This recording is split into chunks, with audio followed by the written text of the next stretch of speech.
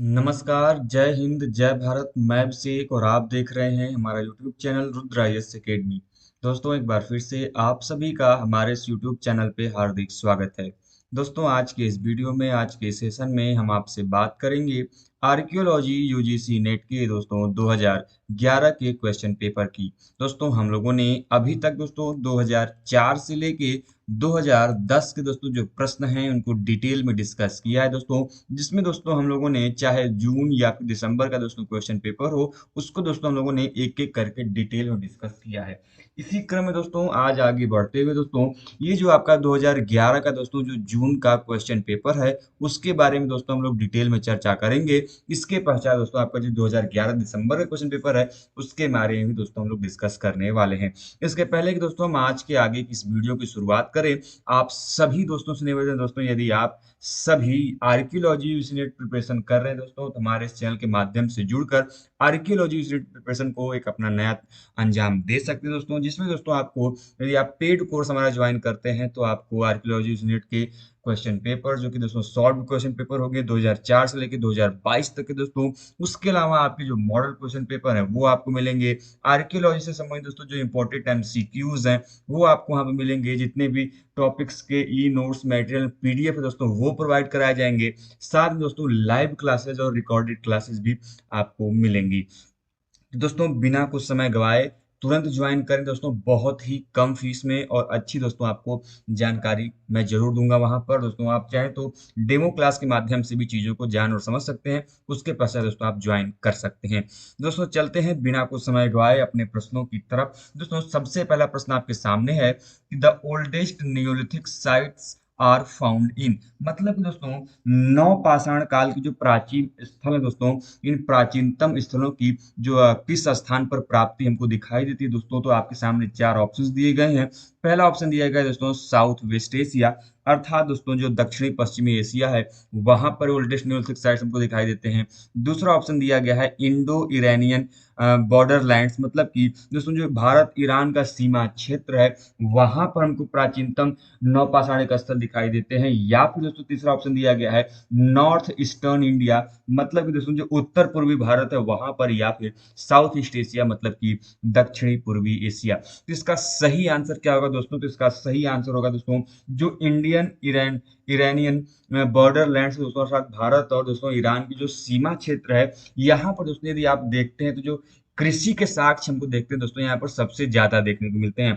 और दोस्तों जो कृषि की शुरुआत होती है पाषाण काल में, आप सभी लोग जानते हैं दोस्तों, ये कहाँ से हमको दिखाई देती है दोस्तों? नियोलिथिक पीरियड से दिखाई देती है, अर्थात नवपाषाण काल से दिखाई देती है। और यही कारण है दोस्तों कि इंडो इरानियन जो बॉर्डर लैंड है, अर्थात दोस्तों भारत का और ईरान का जो सीमा क्षेत्र है, यहाँ पर हमको ओल्डेस्ट नियोलिथिक साइट्स, मतलब कि जो प्राचीनतम नवपाषाणिक स्थल है, ये सबसे ज्यादा मात्रा में हमको यहीं पर दिखाई देते हैं। तो इस फैक्ट को आप लोग जरूर ध्यान में रखेंगे। अब देखिए दोस्तों, यहाँ पर जो प्रश्न रहते हैं वो साइड बाय साइड दिए हैं दोस्तों। हम लोग साइड वाले प्रश्न एक एक साथ करते हुए चलेंगे दोस्तों। जो हमने दोस्तों सबसे पहले प्रश्न किया हुआ था क्वेश्चन नंबर 1, इसके जो साइड दोस्तों क्वेश्चन दिया है वो है आपका दिया है क्वेश्चन नंबर 7। अब क्वेश्चन नंबर दोस्तों 7 कह क्या रहा है दोस्तों? तो क्वेश्चन नंबर 7 में आपको दिया गया है कि the earliest university department to conduct archaeological excavation was. अब देखिए दोस्तों, बहुत सिंपल सा और साधारण सा प्रश्न है दोस्तों। हमने आपको जब पिछली 2010 की वीडियो सॉल्व करा रहे थे, तो उसमें दोस्तों आपसे मैंने कहा था कि वह कौन से ऐसे व्यक्ति थे जिन्होंने की विश्वविद्यालयों को, यूनिवर्सिटीज को एक्सकेवेशंस करने की, उत्खनन करने की जो आदेश थे वो दिए थे, अर्थात उनको अनुमति प्रदान की थी। तो हमने आपको बताया था कि सर मार्टिमर व्हीलर ऐसे व्यक्ति थे दोस्तों जिनके काल में जो यूनिवर्सिटीज थी, जो विश्वविद्यालय थे उस समय में, उनको ये अनुमति दी गई थी कि वो एक्सकेवेशंस कर सकते हैं, उत्खनन कर सकते हैं। तो हमने आपको ये भी बताया था दोस्तों कि इस क्रम में सबसे पहले जो आगे निकल कर वो यूनिवर्सिटी आई थी कि वो आगे क्या करेगी, एक्सकेवेशंस करेगी दोस्तों। और वो यूनिवर्सिटी दोस्तों आपका the department of anthropology, Calcutta university. हमने आपको बताया था दोस्तों वहीं पर, यदि आप लोगों को याद होगा या आपने वीडियोस देखी होंगी दोस्तों, तो आपको जरूर याद होगा। इसलिए मैं दोस्तों बार बार बोलता हूँ कि जब भी किसी दोस्तों नई वीडियोस को देखे तो उसके जो आपके बैकग्राउंड है, अर्थात उनका जो आपका पिछला वर्ष का प्रश्न है, उनको जरूर सॉल्व कीजिए। इससे दोस्तों आपका कॉन्सेप्ट भी क्लियर होगा। साथ में दोस्तों यदि आपका कुछ छूटा होगा दोस्तों तो वो भी आपका क्लियर होता जाएगा। तो दोस्तों जो कलकत्ता यूनिवर्सिटी का आपका जो एंथ्रोपोलॉजी डिपार्टमेंट है उसके द्वारा दोस्तों सबसे पहली बार जो ये आर्कियोलॉजिकल एक्सकवेशन है वो कंडक्ट किया गया था। अब दूसरा प्रश्न यहीं पर ये भी उठ सकता है, जैसे मैंने आपको पहले बताया कि विश्वविद्यालयों को एक्सकवेशन करने की, उत्खनन करने की अनुमति किसके द्वारा दी गई थी? तो हमने आपको बताया था दोस्तों कि वो अनुमति दी गई थी किसके द्वारा? वो दिया गया था सर मार्टिमर व्हीलर के द्वारा। आगे चलते दोस्तों अगले प्रश्न की तरफ। अगला प्रश्न दोस्तों आपके सामने है। प्रश्न ये है दोस्तों आपको जो कि ध्यान से पढ़ना है कि the oldest ana anatomically modern human site have been found in. मतलब कि दोस्तों जो आधुनिक मानव के शरीर का प्राचीनतम प्रमाण है वो हमको कहाँ से देखने को मिलता है? ध्यान रखिएगा, बात की जा रही है मॉडर्न ह्यूमन साइट की, न कि ओल्डेस्ट ह्यूमन ऑटोमेटिक जो एनाटॉमिकली बात कर रहा है वो मॉडर्न की बात कर रहा है, न कि ओल्डेस्ट की बात कर रहा है। अब देखिएगा, आप जो मॉडर्न ह्यूमन की तरफ चलते हैं दोस्तों तो आपको ह्यूमन सेपियंस की बात कर रहा है। तो ह्यूमन सेपियंस दोस्तों किस हमको क्षेत्र में दिखाई देते हैं, किस स्थल दिखाई देते हैं दोस्तों? तो आपके सामने ऑप्शंस दिए गए हैं यूरोप, दूसरा दिया गया दोस्तों अफ्रीका, तीसरा दिया गया है एशिया और चौथा दिया गया दोस्तों आपका ऑस्ट्रेलिया। अब देखिए दोस्तों, यदि हम मानव के उद्भव की बात करते हैं, विकास की बात करते हैं, इनके किस प्रकार से इवोल्यूशन हुआ दोस्तों, तब तो आप कहेंगे दोस्तों अफ्रीका। लेकिन दोस्तों यदि हम बात करते हैं मॉडर्न ह्यूमन साइट्स की दोस्तों, तो इसमें आपको जो यूरोप है ये सही आंसर हो जाएगा दोस्तों, जिसका आपका जिस क्वेश्चन का भी सही आंसर होगा ऑप्शन नंबर ए। आगे चलते दोस्तों अगले प्रश्न की तरफ। अगला प्रश्न दोस्तों आपके सामने है कि the Colombo falls site was excavated by. दोस्तों ये प्रश्न आपके प्रीवियस ईयर क्वेश्चन पेपर में भी देखने को मिला था। जो कोलंबो फॉल्स आपका स्थल दोस्तों, इसका उत्खनन किसके द्वारा किया गया? दोस्तों हम लोगों ने अलग से वीडियोस भी बनाई हैं, जो इंपॉर्टेंट आपके आर्कियोलॉजिकल साइट्स हैं, उनके जो एक्सकेवेटर्स हैं उसके ऊपर आप चाहें तो दोस्तों वहां पे जाकर उस चीज को देख भी सकते हैं। दोस्तों जो कोलंबो फॉल्स साइट है ये एक्सकेवेट किया गया था, उत्खनन किया गया दोस्तों जेडी क्लार्क के द्वारा। किसके द्वारा दोस्तों? जो जेडी क्लार्क दोस्तों उनके द्वारा ये उत्खनन किया गया था। जबकि दोस्तों यहाँ पे जो एलएसबी लिखी है इनके द्वारा दोस्तों जो ओल्डुआई गार्ज वैली है, क्या दोस्तों? ओल्डुआई जो गार्ज वैली दोस्तों जिसको हम लोग बोलते हैं ओल्डुआई गार्ज घाट है दोस्तों, जो कि दक्षिण अफ्रीका के तंजानिया क्षेत्र में स्थित है। कहाँ पर दोस्तों? साउथ अफ्रीका का दोस्तों जो तंजानिया क्षेत्र स्थित है, ये वहां का दोस्तों आपका आर्कियोलॉजिकल साइट है। और वहां से दोस्तों हमको जो प्रमाण मिले हैं उसका काम किया दोस्तों आपके एलएसबी लीकी ने। इस चीज को भी आप लोग जरूर ध्यान रखिए। जो आपके डोनाल्ड जॉनसन है दोस्तों, इनका संबंध ऑस्ट्रेलोपिथेकस मानव से है, इस चीज को भी आप लोग जरूर ध्यान में रखिएगा।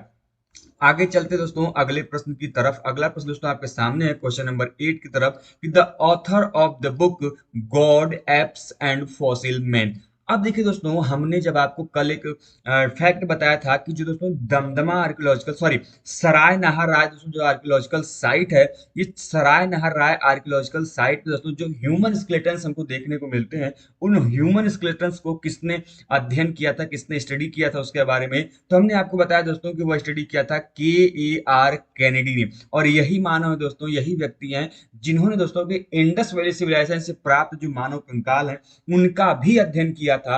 और इन्हीं के द्वारा दोस्तों पुस्तक लिखी गई है।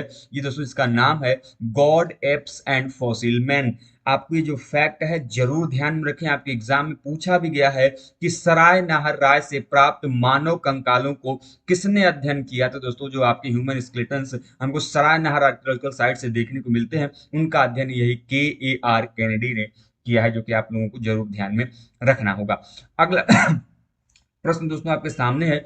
प्रश्न ये दोस्तों कि और distinctive middle palaeolithic industry in India was named.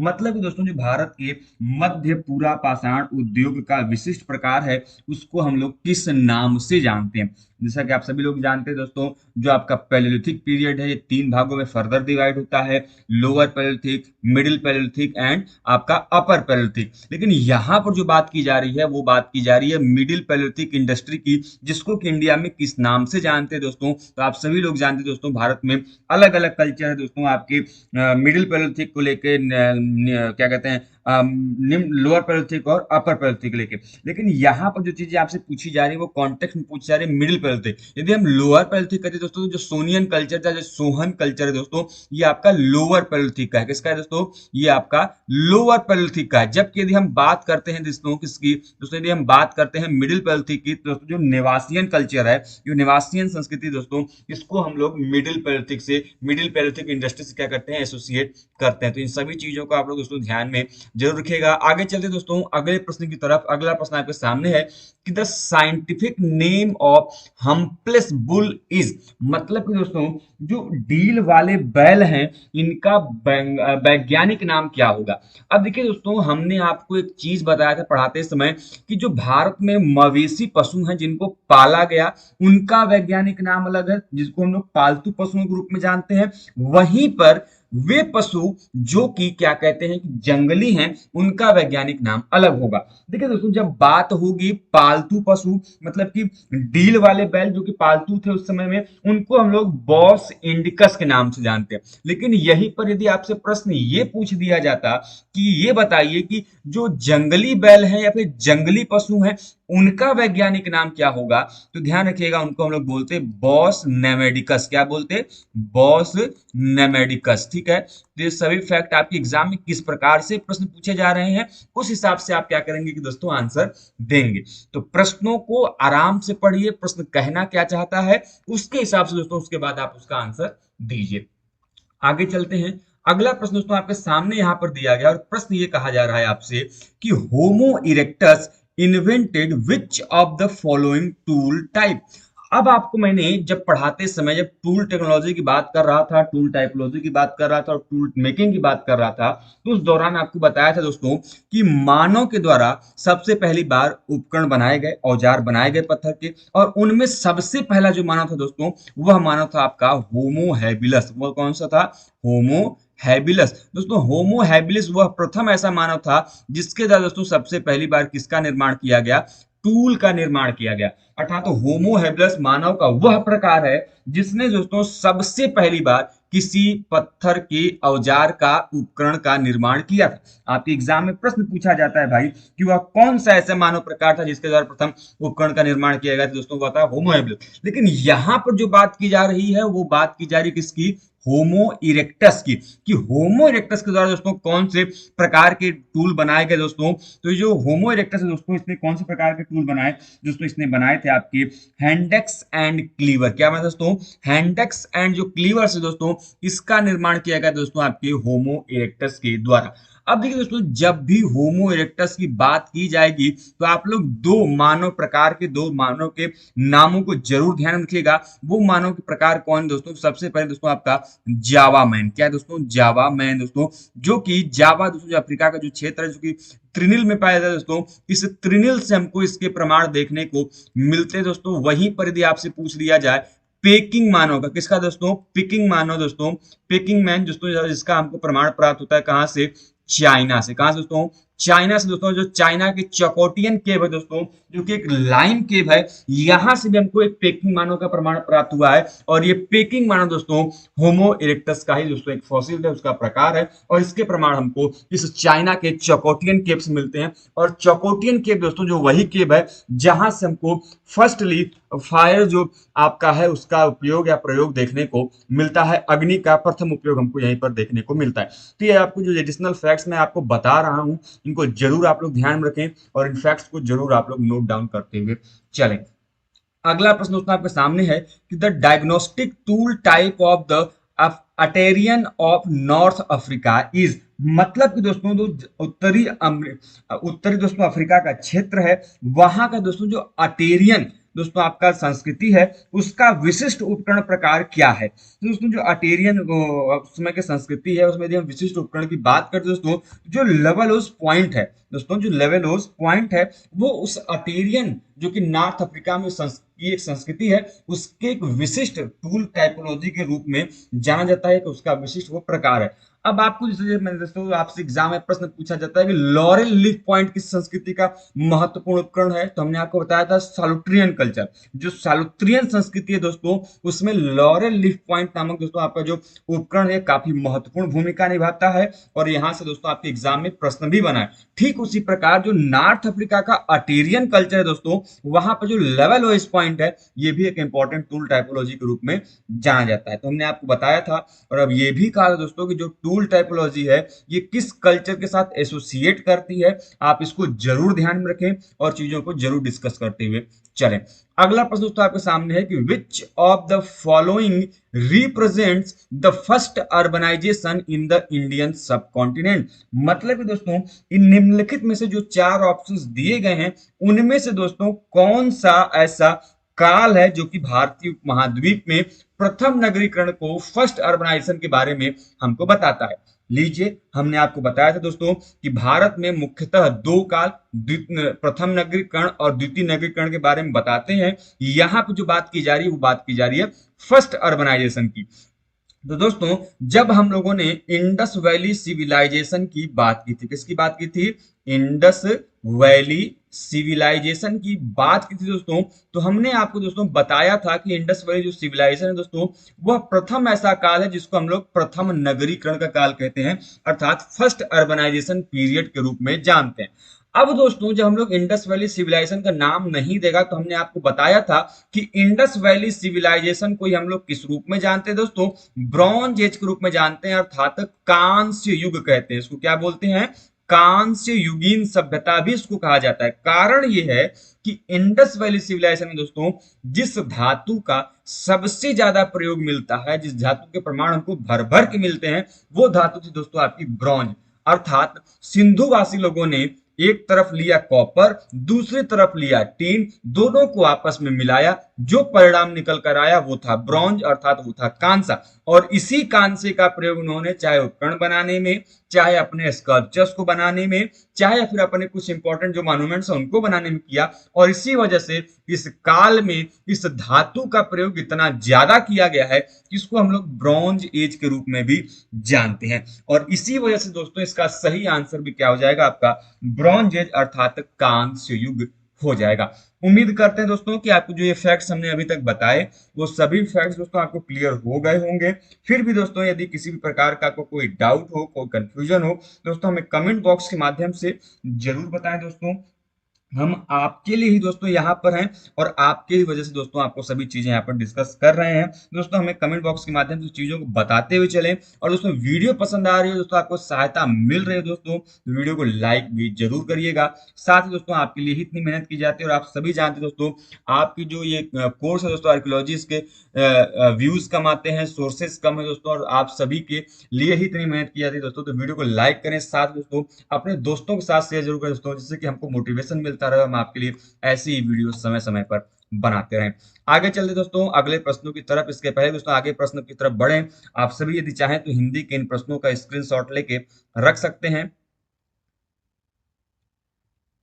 चलिए अगला प्रश्न दोस्तों आपके सामने है क्वेश्चन नंबर 11। दोस्तों क्वेश्चन नंबर 11 क्या कह रहा है दोस्तों? ध्यान से सुनिएगा और जवाब दीजिएगा कि which of the following was a prime moving force for the development of Harappan civilization।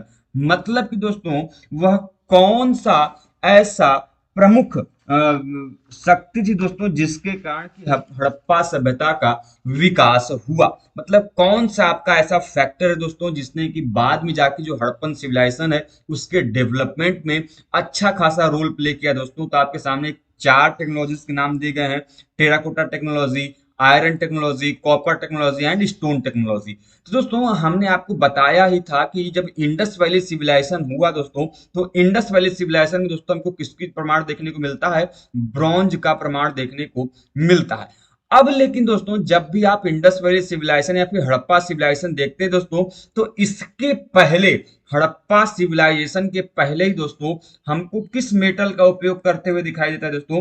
तो कॉपर का हमको प्रयोग करते हुए दिखाई देता है। और आपने सुना भी होगा कि मानव के द्वारा सबसे पहला जो धातु उपयोग में लाया गया था दोस्तों वो धातु था आपका कॉपर। और मानव ने दोस्तों सिंधु घाटी सभ्यता से पहले ही जो तांबे का प्रयोग था उसको सीख लिया था। और इसी तांबे के प्रयोग के कारण ही दोस्तों जो आपका हड़प्पा सिविलाइजेशन हुआ ये बाद में जाकर विकसित हुआ दोस्तों। और इसी तांबे के प्रयोग से दोस्तों उन्होंने इसमें टीन मिलाकर ब्रॉन्ज का निर्माण किया और इसी ब्रांच के कारण दोस्तों हड़प्पा सिविलाइजेशन जो है दोस्तों क्या हुई? विकसित हुई। तो दोस्तों जो हड़प्पा सिविलाइजेशन के विकास का आधार बना वो क्या था दोस्तों?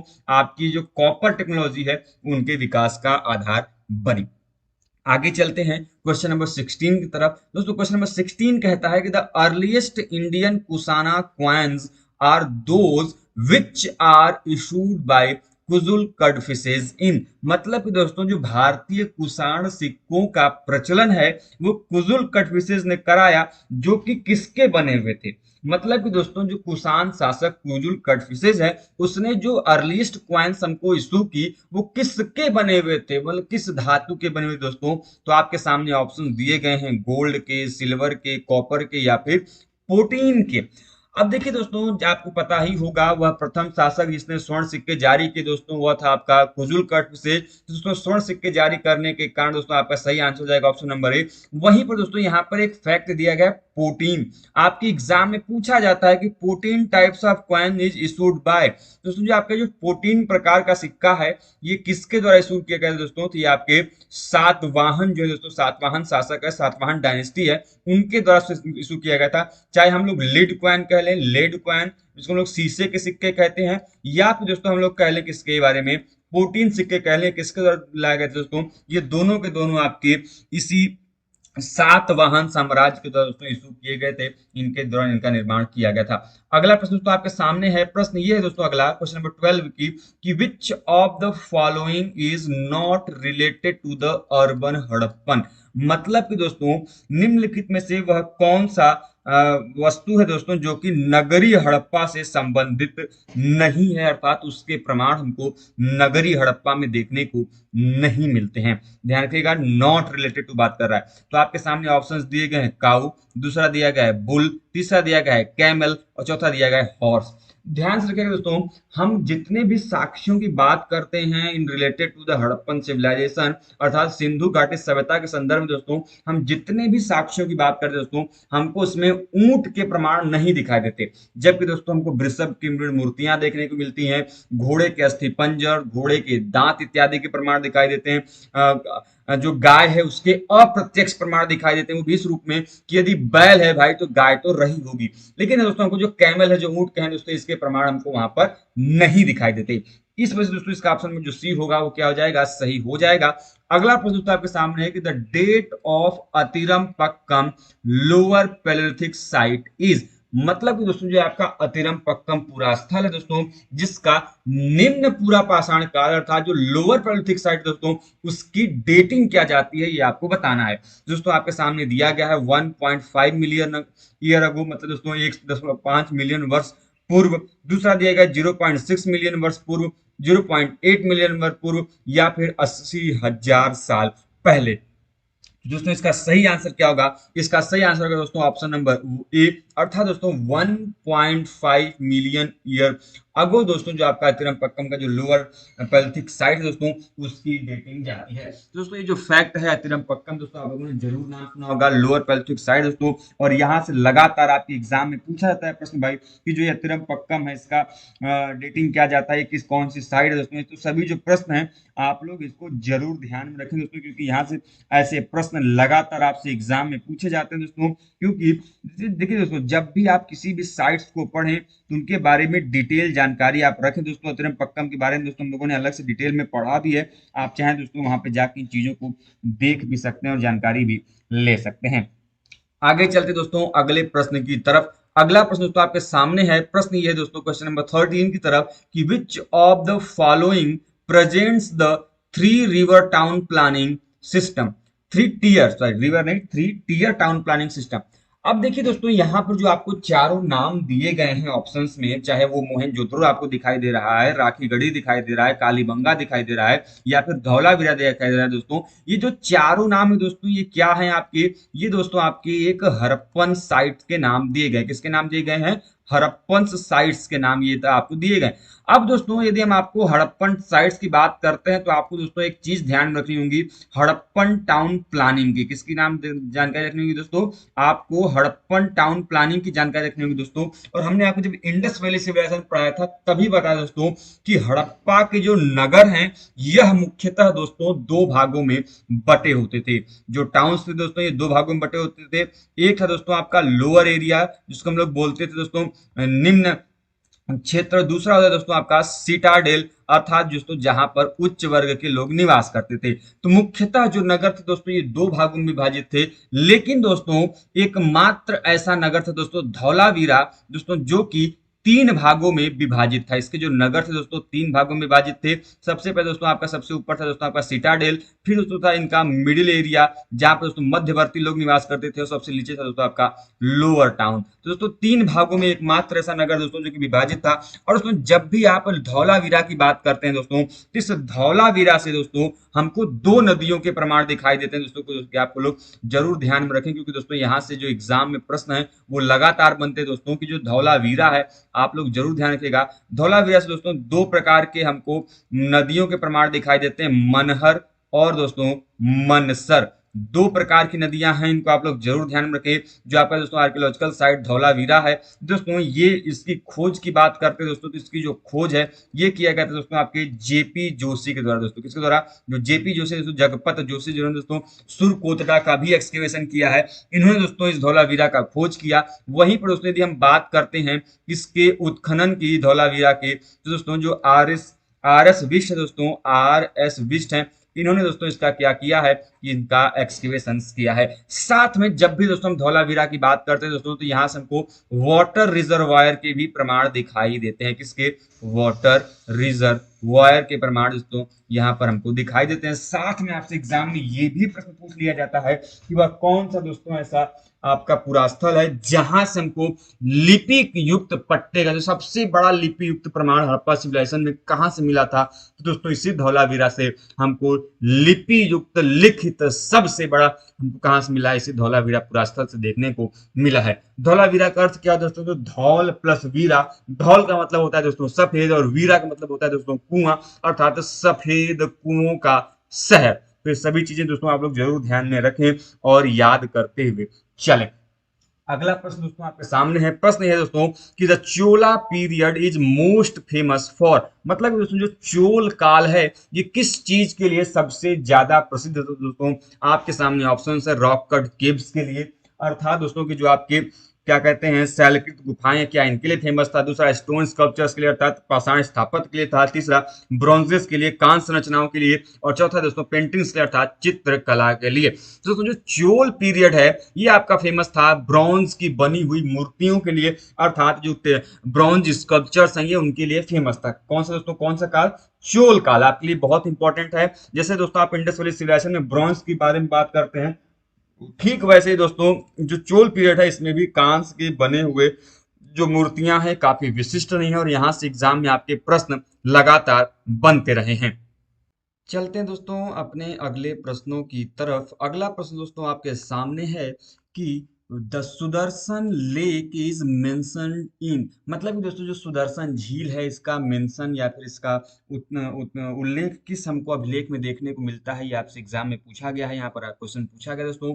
मैंने आपको दोस्तों जब भी सुदर्शन झील के बारे में हम लोग डिस्कस करें दोस्तों 2010 में क्वेश्चन पेपर दोस्तों, तो बहुत ही अच्छे से डिस्कस किया था। हमने आपको बताया दोस्तों सुदर्शन लेक दोस्तों जो रुद्र दामन का जूनागढ़ इंस्क्रिप्शन है उसमें दोस्तों इसका हमको उल्लेख देखने को मिलता है। कहाँ पर दोस्तों? इस जूनागढ़ इंस्क्रिप्शन में। दोस्तों जूनागढ़ इंस्क्रिप्शन किस समय दोस्तों? जो रुद्र दामन है, कौन दोस्तों? रुद्र दामन जो दोस्तों उनके इस जूनागढ़ इंस्क्रिप्शन में हमको दिखाई देता है। वहीं पर दोस्तों आप लोग जरूर ध्यान रखिएगा इस जूनागढ़ इंस्क्रिप्शन में जो कि आपका रुद्र दामन दोस्तों, तो जूनागढ़ इंस्क्रिप्शन में रुद्र दामन के मंत्री दोस्तों जिनका नाम है सुविशाख। क्या नाम है दोस्तों? सुविशाख नाम, ठीक है। सुविशाख के द्वारा दोस्तों इसका पुनर्निर्माण भी कराया गया था। इसका भी उल्लेख हमको दोस्तों इसी अभिलेख में देखने को मिलता है। वहीं पे दोस्तों जो आपका यहाँ पर दिया गया एहोल इंस्क्रिप्शन, ये दोस्तों आपका रवि कीर्ति के द्वारा लिखा गया। किसका दोस्तों?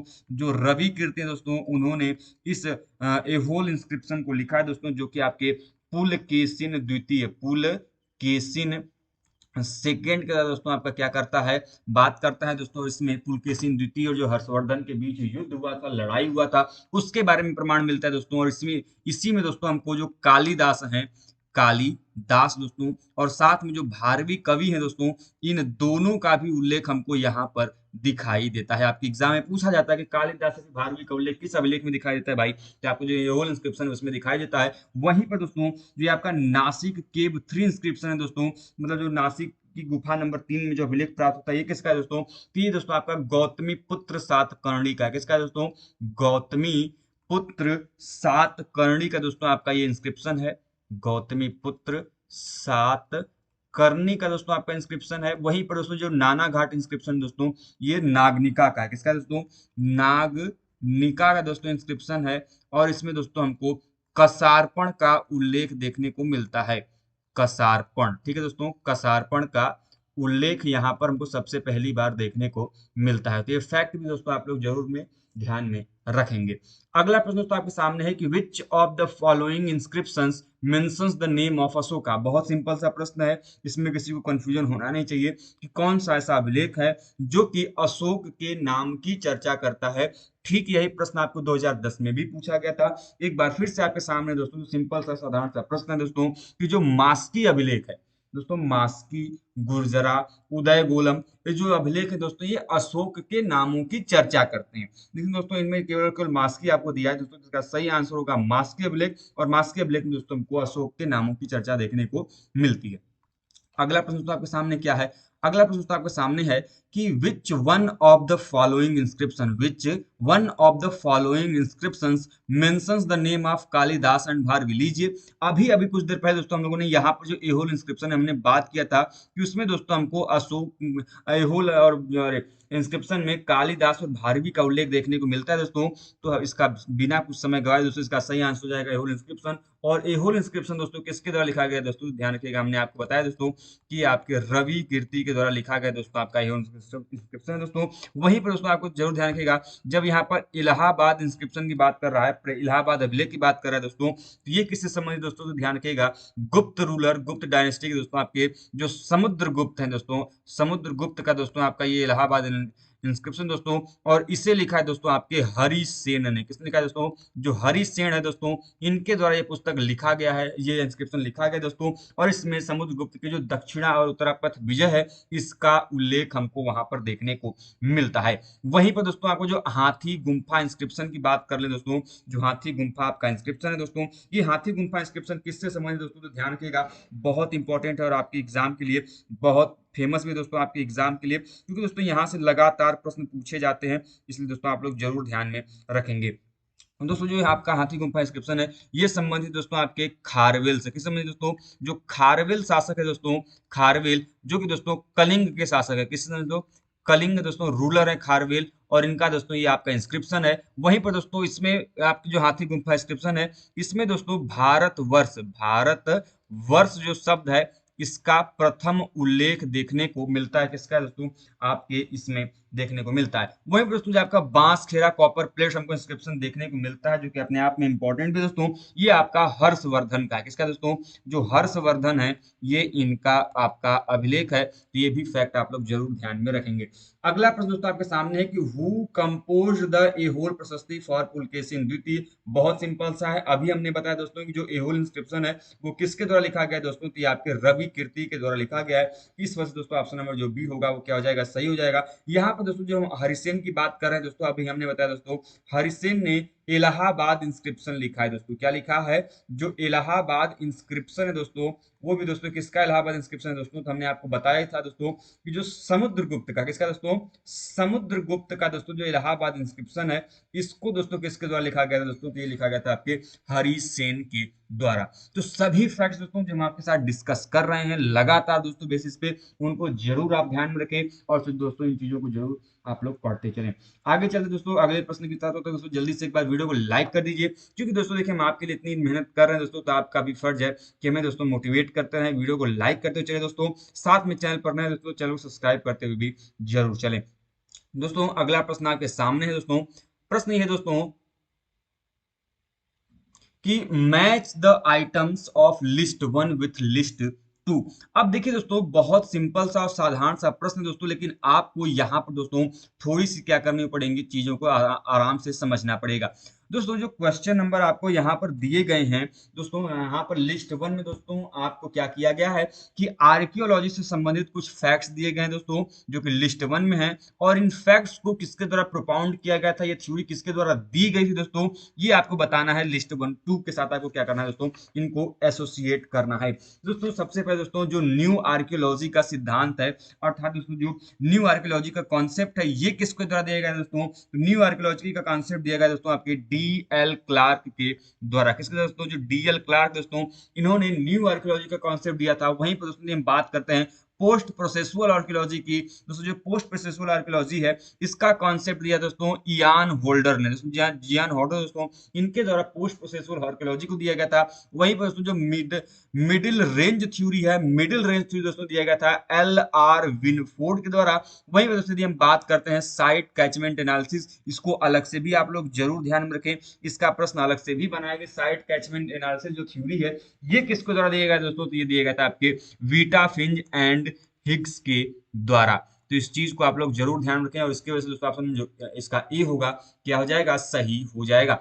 अगला दोस्तों आपके सामने प्रश्न है, यहाँ पर लिस्ट वंस में दोस्तों आपके दोस्तों कुछ फैक्ट्स दिए गए हैं, आइटम्स के नाम दिए गए हैं, और जो लिस्ट टू है दोस्तों, यहाँ पर आपके ये कल्चर के नाम दिए गए हैं। तो आपको वो कौन सा जो फाइंडिंग है, ये किस कल्चर के साथ एसोसिएट करेगा, आपको दोस्तों क्या करना है? इनको मैच कराना है। दोस्तों सबसे पहले नाम दिया गया क्यूपुल्स के बारे में। जो क्यूपुल्स है दोस्तों, ये किस काल से संबंधित दोस्तों? तो ये आपके पैलियोलिथिक काल से संबंधित है, अर्थात आपकी जो पाषाण पूर्व पाषाण काल है उससे संबंधित है। वहीं पर दोस्तों यदि हम बात करते हैं ब्रुसिंग्स की, दोस्तों जो ब्रुसिंग्स हैं, ये किससे एसोसिएट करते हैं दोस्तों? तो ये एसोसिएट करते हैं आपके न्योलिथिक पीरियड से, अर्थात नव पाषाण काल से। वहीं पर दोस्तों यदि आपकी जो ग्राफिटी है, ग्राफिटी किससे एसोसिएट करती है दोस्तों? तो ग्राफिटी एसोसिएट करती है आपके मेसोलिथिक पीरियड से। वहीं पर दोस्तों जो पेंटिंग्स के हमको प्रमाण दिखाई देते हैं, ये मेसोलिथिक पीरियड से दिखाई देते हैं दोस्तों। और ये आपका जो दोस्तों भीमबेटका है, इसका सबसे अच्छा उदाहरण हमको देता है दोस्तों, क्योंकि भीमबेटका से दोस्तों रॉक पेंटिंग हमको, जो कि रॉक पेंटिंग है दोस्तों, वो देखने को मिलती है। और दोस्तों इस पे सबसे अच्छा काम किसने किया है दोस्तों? इस पर काम किया है आपके V.S. वाकणकर ने। जी हाँ दोस्तों, जो V.S. वाकणकर दोस्तों, इनका सबसे अच्छा काम दोस्तों भीमबेटका पर रहा है। इसके अलावा दोस्तों वाई मठपाल जो दोस्तों, इन्होंने भी इस पे बढ़िया काम किया है। तो दोनों लोगों को नाम आप लोग जरूर ध्यान रखेंगे दोस्तों, भीमबेटका पर V.S. वाकणकर का दोस्तों, जिन्होंने बताया है यहाँ पर कि मेसोलिथिक पीरियड से हमको पेंटिंग्स देखने को मिलती है, और दोस्तों इन्होंने अच्छी खासी जानकारी भी इस पे दी है। आगे चले दोस्तों अगले प्रश्न की तरफ। दोस्तों उम्मीद करते हैं कि आपको जो फैक्ट है अच्छे से समझ में आ रहा होगा, कोई कंफ्यूजन नहीं होगा। क्वेश्चन नंबर 24 कह रहा है दोस्तों आपको कि यहाँ पर लिस्ट वन में दोस्तों जो आपके नाम दिए गए हैं, उनको और लिस्ट टू के साथ दोस्तों क्या करना है कि आपको मैच कराना है। दोस्तों सबसे पहले नाम दिया गया रामायण। दोस्तों जो रामायण से संबंधित आपके कल्चर्स हैं, जो रामायण से संबंधित जो चीजें दोस्तों, इनको किसने एक्सकेवेट किया था, इन्होंने किसके बारे में जानकारी दी थी दोस्तों? तो रामायण से संबंधित जो भी महत्वपूर्ण पुरास्थल दोस्तों, जिसमें दोस्तों आपका नाम आता है श्रृंगवेरपुर का। आप लोगों ने दोस्तों जो आपका श्रृंगवेरपुर आपका आर्कियोलॉजिकल साइट है, उसका नाम दोस्तों आप लोगों ने जरूर सुना होगा, आपके एग्जाम में प्रश्न बना भी है कि श्रृंगवेरपुर निम्नलिखित में से किससे संबंधित दोस्तों? तो ये रामायण काल से संबंधित दोस्तों, इसका एक्सकेवेशन किया था आपके B.B. लाल सर ने। वहीं पर दोस्तों यदि हम बात करते हैं महाभारत काल की, दोस्तों जो महाभारत काल है, इसको दोस्तों एक्सकेवेट किया था किसने? H.D. सांकलिया ने। H.D. सांकलिया दोस्तों बहुत इंपॉर्टेंट है, लगातार यहाँ से प्रश्न भी बनते हैं कि H.D. सांकलिया के द्वारा दोस्तों कौन से जो पुरास्थल हैं वो एक्सकेवेट किए गए, क्या किया गया दोस्तों? तो इनके नाम आप लोग जरूर ध्यान रखें दोस्तों, क्योंकि इनके नाम से लगातार दोस्तों प्रश्न बनते रहे दोस्तों। इन्होंने महाभारत काल के दोस्तों पुरास्थलों को उत्खनन किया ही किया, साथ में दोस्तों इन्होंने अन्य पुरास्थलों का भी उत्खनन किया है। यदि हम उनमें बात करें दोस्तों, तो आपका जो नवदा टोली आर्कियोलॉजिकल साइट है, वो भी बहुत इंपॉर्टेंट दोस्तों। आहार आर्कियोलॉजिकल साइट दोस्तों, वो भी इंपॉर्टेंट दोस्तों, जो कि इनके द्वारा ही एक्सकेवेट किया गया है। यदि दोस्तों इनके अन्यत्र हम अन्य पुरास्थलों की भी बात करते हैं दोस्तों, तो जो इनाम गांव आर्कियोलॉजिकल साइट है, वो भी दोस्तों इन्हीं के द्वारा एक्सकेवेट किया गया है, जो कि दोस्तों आप सभी लोग ध्यान में रखेंगे। लंघनाज आर्कियोलॉजिकल साइट भी दोस्तों इन्हीं आपके क्या कहते हैं H.D. संकालिया सर के द्वारा एक्सकेवेट किया गया। तो जितने भी चीजें हैं दोस्तों, एडिशनल जानकारी में आप चाहें दोस्तों इनको एक जगह लिख लें और याद भी जरूर करें। इस दोस्तों B.B. लाल का भी नाम आपने आपको ऊपर लिया दोस्तों, इन्होंने हस्तिनापुर हो गया, अयोध्या हो गया, नंदीग्राम हो गया, भारद्वाज आश्रम हो गया, चित्रकूट हो गया दोस्तों, ये सभी दोस्तों आर्कियोलॉजिकल साइट दोस्तों आपके B.B. लाल सर के दोस्तों एक्सकेवेट किया गया दोस्तों, जो कि अपने आप में इंपॉर्टेंट भी है। अगला दोस्तों जो नाम है आपका यहाँ पर इंडस स्क्रिप्ट का दिया गया है दोस्तों। जो इंडस स्क्रिप्ट दोस्तों, इस पर सबसे अच्छा कार्य हमको जो देखने को मिलता है दोस्तों, वो आस्को परपुला और महादेवन का देखने को मिलता है दोस्तों। ध्यान रखिएगा, इनसे संबंधित जो नाम है दोस्तों आस्को परपुला, इनको आप लोग जरूर ध्यान में नाम रखेंगे, आस्को परपुला। ठीक है, आपसे प्रश्न पूछा जाता है कि निम्नलिखित में से कौन से विद्वान का संबंध सिंधु लिपि पे है, इंडस स्क्रिप्ट पे है दोस्तों? तो ध्यान रखिएगा, उनका नाम है आस्को परपोला। वहीं पर दोस्तों इंडस ट्रेड पे, जो सिंधु घाटी सभ्यता का व्यापार होता था, उस पे बढ़िया काम किसका है दोस्तों? वो काम है आपके एस रत्नागर का दोस्तों, इनका सबसे बढ़िया काम है। इस वजह से दोस्तों ऑप्शन नंबर जो आपका क्या कहते हैं दोस्तों, ऑप्शन नंबर ए होगा दोस्तों, क्या हो जाएगा, सही हो जाएगा। ठीक है दोस्तों, एक मिनट।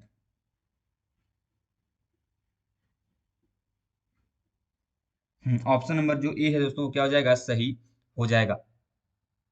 आगे चलते दोस्तों अगले प्रश्न की तरफ। अगला प्रश्न दोस्तों आपके सामने है। प्रश्न ये है दोस्तों कि आपको क्या करना है कि लिस्ट को आपस में मैच कराना है। दोस्तों यहाँ पर जो आपको लिस्ट वन में दिए गए हैं दोस्तों, ये जो लिस्ट वन में नाम दिए गए हैं दोस्तों, ये आपके बुक्स के नाम है दोस्तों, जिनको कि आपको लिस्ट टू के ऑथर्स के साथ क्या करना है दोस्तों, आपको एसोसिएट करना है। ये दोस्तों आपको इधर बुक्स के नाम दिए गए हैं, और यहाँ पर दोस्तों जो लिस्ट टू है, यहाँ पर इनके आपके ऑथर्स के नाम दिए गए हैं, जिनको कि दोस्तों आपको क्या करना है, इनको आपको दोस्तों साथ में एसोसिएट करना है, इनको साथ में मिलाना है। सबसे पहला जो नाम दिया गया दोस्तों बुक का, वो दिया गया है आपका इन्वायरमेंट एंड आर्कियोलॉजी। दोस्तों जो इन्वायरमेंट एंड आर्कियोलॉजी पुस्तक है, इसको किसने लिखा है दोस्तों, तो इन्वायरमेंट एंड आर्कियोलॉजी पुस्तक लिखा है आपके कॉल डब्ल्यू वुडस्टर। मतलब दोस्तों ऑप्शन नंबर सेकंड के साथ दोस्तों एसोसिएट करेंगे। वहीं पर दोस्तों जो Lothal and the Indus civilisation है, ये दोस्तों लिखा है आपके एस आर राव ने। अर्थात दोस्तों एस आर राव को हमने बताया दोस्तों, इनको हम लोग father of Indian marine archaeology भी कहते हैं। Father of Indian marine archaeology, marine archaeology भी कहा जाता है। अर्थात भारतीय समुद्री पुरातत्व के जनक के रूप में कौन जाने जाते हैं दोस्तों, कि आपकी एस आर राव जाने जाते दोस्तों। और इन्होंने लोथल का भी एक्सकवेशन किया है, जो लोथल आपका पुरास्थल है। वहीं में दोस्तों अगला आपका दिया गया है the birth of Indian civilisation. दोस्तों the birth of Indian civilisation है, ये लिखा है दोस्तों आपके एफ आर एल्चिन, अर्थात दोस्तों बी एल्चिन एंड एफ आर एल्चिन लिखा है दोस्तों। वहीं पर the Greek endo the Indo Greek लिखा है दोस्तों आपके ए के नारायण दोस्तों। और ए के नारायण दोस्तों जो राजघाट आर्कियोलॉजिकल साइट है, इस पे काफी अच्छा काम भी किया गया है, तो इस चीज को भी दोस्तों आप लोग जरूर ध्यान रखेंगे। और इस वजह से दोस्तों कि ऑप्शन नंबर ए का टू होगा, इस वजह से दोस्तों इसका ऑप्शन में जो कहते हैं दोस्तों कौन सा सही होगा दोस्तों, तो वो होगा आपका, एक मिनट, ए का टू दो ऑप्शन में सही है दोस्तों, वन में भी टू में भी। इसका दोस्तों बी का आपका थ्री है, बी का थ्री है, ठीक है। इसके अलावा दोस्तों आपका जो सी का फोर है, सी का फोर है दोस्तों, ठीक है। और डी का वन दोस्तों एकदम एग्जैक्ट दिया हुआ है, दोनों ऑप्शन ए और सी दोस्तों। तो इसमें कोई ये प्रिंटिंग मिस्टेक हो सकता है दोस्तों, इसका ऑप्शन नंबर ए भी ठीक कर सकते हैं, सी भी ठीक से कह सकते हैं दोस्तों, इसका ऑप्शन कोई भी आप एक सही मिला लेंगे। अगला चलिए दोस्तों, अगला प्रश्न आपके सामने है, क्वेश्चन नंबर 25 दोस्तों, जहां पर आपको क्या करना है दोस्तों, कि यहाँ पर दोस्तों आपके आर्कियोलॉजिकल साइट्स के नाम दिए गए हैं, और दोस्तों ये कहाँ पर स्थित हैं, ये उनके नाम दिए गए हैं दोस्तों। सबसे पहले दोस्तों राजघाट की बात करते हैं दोस्तों। जो राजघाट आर्कियोलॉजिकल साइट है दोस्तों, ये कहाँ पर स्थित दोस्तों, तो ये आपके उत्तर प्रदेश में स्थित है। और दोस्तों इसको एक्सकेवेट किया था आपके ए के नारायण ने। किसने किया दोस्तों, जो ए के नारायण है दोस्तों, उनके द्वारा दोस्तों ये आपका आर्कियोलॉजिकल साइट जो है दोस्तों, उसको एक्सकेवेट किया गया था, जो कि आपके लिए इंपॉर्टेंट भी दोस्तों। वहीं पर यदि हम बात करते हैं दोस्तों उज्जैन आर्कियोलॉजिकल साइट की, आप सभी लोग जानते हैं जो उज्जैन आर्कियोलॉजिकल साइट है, ये कहाँ पर स्थित दोस्तों, ये आपके मध्य प्रदेश में स्थित है। वहीं पर दोस्तों ये आपका जो वैशाली आपका आर्कियोलॉजिकल साइट है, जिसको कि दोस्तों आपके वीपी सिन्हा ने एक्सकेवेट किया है दोस्तों। श्रावस्ती को दोस्तों आपके के सिन्हा ने, वैशाली को दोस्तों आपके बीपी सिन्हा ने एक्सकेवेट किया है दोस्तों। और वैशाली आपका दोस्तों बिहार में स्थित है। वहीं पर दोस्तों आपका जो शिशुपालगढ़ आर्कियोलॉजिकल साइट है, ये आपका कहाँ पर स्थित दोस्तों, ये आपका उड़ीसा में स्थित है। दोस्तों ये जो सभी चीजें हैं आप लोग जरूर ध्यान में रखें, क्योंकि दोस्तों आपके एग्जाम में जो चीजें हैं पूछी जाती हैं। सिर्फ शिशुपालगढ़ जो आर्कियोलॉजिकल साइट है दोस्तों, इसको किसने एक्सकेवेट किया है दोस्तों, तो इसको आपके बीबी लाल सर जो दोस्तों इन्होंने एक्सकेवेट किया है। तो दोस्तों ऐसी जो भी चीजें हैं आप लोग इसको तैयार करते रहें। जहां पर भी कोई भी कंफ्यूजन हो दोस्तों, हमें कमेंट बॉक्स के माध्यम से लगातार दोस्तों आप लोग बताते रहें दोस्तों, जिससे कि हम दोस्तों आपकी सभी चीजों को जानकारी लेके वहां पर बताने की कोशिश हम करते रहें। तो दोस्तों कहीं पर भी कोई भी कंफ्यूजन आए दोस्तों, तो हम आपके लिए सदैव तैयार हैं। उन चीजों को दोस्तों आप लोग जरूर पूछें, बिना किसी दोस्तों कंफ्यूजन के। आगे चलते हैं दोस्तों अगले प्रश्नों की तरफ। उम्मीद करते हैं दोस्तों कि अभी तक हमने जो भी प्रश्न आपके साथ डिस्कस किए, आपको दोस्तों सभी चीजें समझ में आई होंगी। यदि दोस्तों फिर भी कोई भी कंफ्यूजन है दोस्तों, तो हमें कमेंट बॉक्स के माध्यम से बताते रहें। और चैनल पर नए दोस्तों, चैनल को सब्सक्राइब भी जरूर करें। अगला प्रश्न दोस्तों आपके सामने है, क्वेश्चन नंबर 26। और क्वेश्चन नंबर 26 का है दोस्तों कि match the following ancient places in list one with the states in list two. मतलब दोस्तों जो लिस्ट वन में है दोस्तों, ये आर्कियोलॉजिकल साइट्स के नाम दिए गए हैं दोस्तों, एंशिएंट प्लेसेस के नाम दिए गए हैं, और वर्तमान में दोस्तों ये किन प्लेसेस पे स्थित हैं, ये किन स्टेट्स में स्थित है दोस्तों, इनको आपको क्या करना है, एसोसिएट करना है। तो सबसे पहले जो नाम दिया गया जिसमें दिया गया है वो आपके आमरी आर्कियोलॉजिकल साइट का। दोस्तों जो आमरी आर्कियोलॉजिकल साइट ये कहाँ पर स्थित है दोस्तों, किस राज्य में स्थित है, ये दोस्तों आपको क्या करना है कि आपको इसको एसोसिएट करना है दोस्तों, इनको मैचिंग करना है दोस्तों। तो आमरी दोस्तों आपका सिंध में स्थित है। वहीं पर दोस्तों यदि हम बक्सरा की बात करते हैं दोस्तों, जो बक्सरा आर्कियोलॉजिकल साइट है वो आपका गुजरात में स्थित है।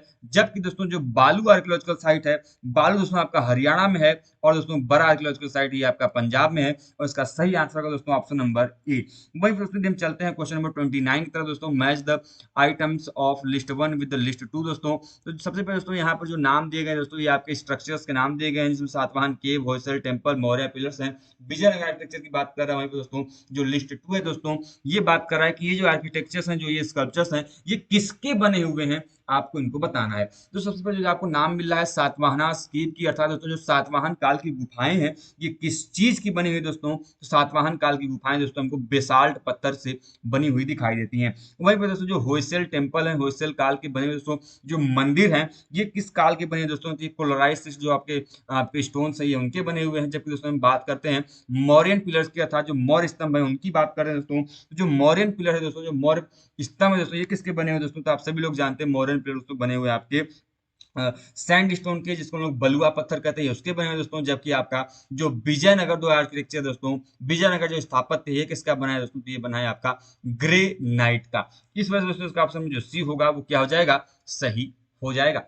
आगे चले दोस्तों अगले प्रश्न की तरफ दोस्तों, जल्दी से, तब तक एक बार वीडियो को लाइक कर दीजिए, चैनल पर नए हो तो चैनल जरूर सब्सक्राइब कर दीजिए। अगला दोस्तों आपके सामने है कि लिस्ट 1 में दोस्तों आपके एंशिएंट प्लेसेस के नाम एक बार फिर से दिए गए हैं, और ये किस राज्य में स्थित है, इनके साथ आपको एसोसिएट करना है। सबसे पहले दोस्तों जो नाम दिया गया है वो दिया गया है नेवासा। जो नेवासा आर्कियोलॉजिकल साइट है वो कहाँ पर स्थित है दोस्तों, तो ये आपका महाराष्ट्र में स्थित है। वहीं पर यदि हम बात करें दोस्तों आहार आर्कियोलॉजिकल साइट की, तो दोस्तों आहार आपका राजस्थान में स्थित है। जबकि दोस्तों जो राजा नल का टीला है, राजा नल का टीला दोस्तों कहाँ पर स्थित है, दोस्तों राजा नल का टीला स्थित है आपका कहाँ पर दोस्तों, ये स्थित है आपका उत्तर प्रदेश में। बाकी दोस्तों आपका बचा संघोल, संघोल आर्कियोलॉजिकल साइट आपका स्थित है पंजाब में। इस वजह से दोस्तों इसका ऑप्शन में जो ए होगा वो क्या हो जाएगा, सही हो जाएगा। अगला दोस्तों आपके सामने प्रश्न है कि match the books of list 1 with those of the author's in list 2। मतलब कि दोस्तों यहाँ पर जो आपका लिस्ट 1 में बुक्स का नाम, ऑथर्स का नाम दिया गया है दोस्तों, बुक्स का नाम दिया गया दोस्तों, इनको लिस्ट 2 में इनके ऑथर्स के नाम से आपको क्या करना है, आपको दोस्तों इनको मैचिंग करानी। तो लिस्ट 1 में दोस्तों आपके बुक्स के नाम दिए गए हैं, और जो लिस्ट 2 है दोस्तों इनमें आपके ऑथर्स के नाम आपको दिए गए हैं, जिनको क्या करना है, आपको एसोसिएट करना है, इनको आपस में आपको मैचिंग करानी है। सिंपल सा और साधारण सा प्रश्न है, किसी कोई कंफ्यूजन होना नहीं चाहिए। सबसे पहली पुस्तक का जो नाम मिला है दोस्तों वो मिला है the decline of the west. दोस्तों जो डिक्लाइन ऑफ द वेस्ट पुस्तक है, इसको किसने लिखा है दोस्तों, किसको लिखा है, स्पेंगलर ऑसवर्ल्ड के द्वारा दोस्तों। स्पेंगलर ऑसवर्ल्ड जो दोस्तों इन्होंने डिक्लाइन ऑफ द वेस्ट पुस्तक लिखी है। वहीं पर दोस्तों a history and culture of the Indian people दोस्तों जो एडिशन वॉल्यूम है, ये किसने लिखा है दोस्तों, ये लिखा है दोस्तों आपके क्या कहते हैं दोस्तों, आपके मजूम आरसी मजूमदार दोस्तों लिखा गया है दोस्तों, आरसी मजूमदार द्वारा पुस्तक लिखी गई है। वहीं पर दोस्तों हम बात करते हैं the birth of Indian civilisation दोस्तों, मैंने आपको अभी कुछ देर पहले ही बताया दोस्तों कि the birth of Indian civilisation पुस्तक लिखी गई दोस्तों आपके F R Allchin, B and R Allchin जो दोस्तों इन्होंने the birth of Indian civilisation लिखी है। वहीं पर दोस्तों जो marine archaeology of Indian Ocean countries दोस्तों, मैंने आपको बताया ही था कि father of Indian marine archaeology से जाने जाते हैं, आपके एस आर राव, और एस आर राव ने ही दोस्तों लिखा है आपके archaeology of Indian ocean countries. इस वजह से दोस्तों इसका ऑप्शन में जो डी होगा वो क्या हो जाएगा, सही हो जाएगा। अगला प्रश्न दोस्तों आपके सामने है दोस्तों, जिसमें कि आपको क्वेश्चन नंबर 28 में लिस्ट 1 में दोस्तों आपके साइट्स के नाम दिए गए हैं, आर्कियोलॉजिकल साइट्स के नाम दिए गए हैं। और दोस्तों जो लिस्ट 2 है इसमें नाम दिए गए दोस्तों आपके एक्सकेवेटर्स के। किसके नाम दिए गए दोस्तों, जो एक्सकेवेटर्स है दोस्तों, जिनके इनको उत्खनन करता है उनके नाम दिए गए हैं दोस्तों। सबसे पहले जो नाम दिया गया लोथल, तो हमने अभी कुछ देर पहले ही बताया दोस्तों कि जो लोथल आर्कियोलॉजिकल साइट है दोस्तों वो एक्सकेवेट की गई है। एस आर राव दोस्तों, एस आर राव वही है दोस्तों जिन्होंने लोथल पे अपना काम किया दोस्तों, इनको ही father of Indian marine archaeology के नाम से भी जानते हैं। और दोस्तों जो दूसरा आपका आर्कियोलॉजिकल साइट है मिताथल, मिताथल आर्कियोलॉजिकल साइट उसमें एक्सकेवेट किया गया है सूरज भान सर के द्वारा। जबकि दोस्तों जो तरंजी खेड़ा आपका पुरास्थल है ये एक्सकेवेट किया गया है आपके आरसी गौर के द्वारा। उसमें बचा हुआ आपका अगियाबीर जो पुरास्थल है ये एक्सकेवेट किया गया है पुरुषोत्तम सिंह के द्वारा। इस वजह से दोस्तों इसका ऑप्शन जो बी होगा वो क्या हो जाएगा, सही हो जाएगा। आगे चले दोस्तों अगले प्रश्नों की तरफ। तो दोस्तों जल्दी से एक बार वीडियो को लाइक कर दीजिए, चैनल पर नए हैं दोस्तों तो चैनल को सब्सक्राइब भी आप लोग जरूर करें।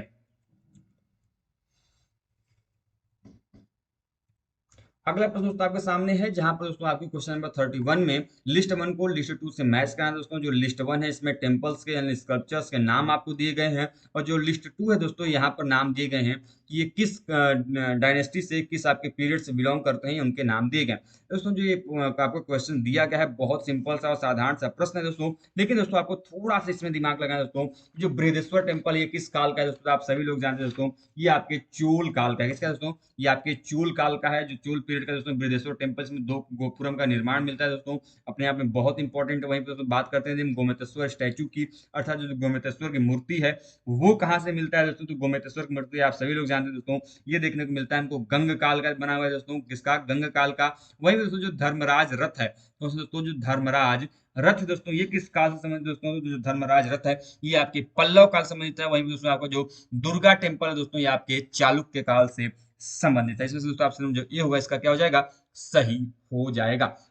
दोस्तों यदि हम अगले प्रश्न की तरफ चलते हैं दोस्तों, क्वेश्चन नंबर 33 की तरफ, जो क्वेश्चन नंबर 33 है दोस्तों, ये बात करता है दोस्तों आपके जो विभिन्न प्रकार की मुद्राएं हैं, जो टाइप्स ऑफ कॉइन्स हैं उनकी, और दोस्तों ये किसके द्वारा इशू किया गया था, उनसे संबंधित रूलर्स के नाम यहाँ पर दिए गए, जिनको दोस्तों आपको क्या करना है, मैचिंग करानी है। सबसे पहला जो टाइप दिया गया है दोस्तों वो दिया गया है ईश्वर of Ashvamedha type of coin दोस्तों। मतलब दोस्तों जो अश्वमेध प्रकार के सिक्के हैं ये किसके द्वारा जारी किए गए दोस्तों, तो आप सभी लोग जानते हैं, सिंपल सा साधारण सा प्रश्न दोस्तों, गुप्त शासक जो समुद्रगुप्त है, इसने दोस्तों अपने अपने शासन काल में अश्वमेध यज्ञ किए थे। इसका प्रमाण हमको किससे पता चलता है दोस्तों, इसके अश्वमेध प्रकार के सिक्कों से पता चलता है।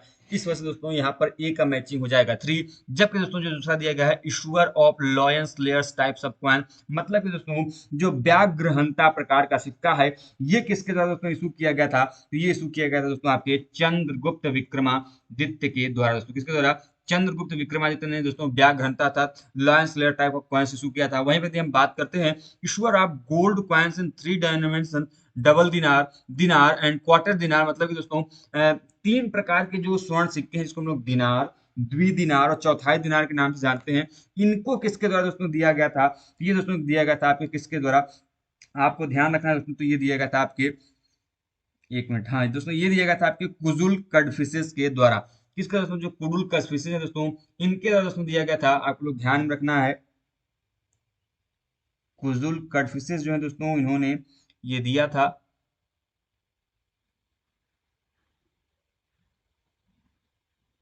जबकि दोस्तों आपका जो कॉपर क्वाइंस है दोस्तों जिसके ऊपर हरमेसक हरमेकस का धड़ हमको देखने को मिलता है, इसका सही आंसर हो जाएगा बिम कड फिसेट। इस वजह से दोस्तों इसका सही आंसर क्या हो जाएगा, इसका सही आंसर हो जाएगा दोस्तों option number B. Option number B जो है दोस्तों इसका क्या हो जाएगा, सही आंसर हो जाएगा। आगे चलते दोस्तों अगले प्रश्न की तरफ। अगला प्रश्न दोस्तों आपके सामने है क्वेश्चन नंबर 32 की तरफ।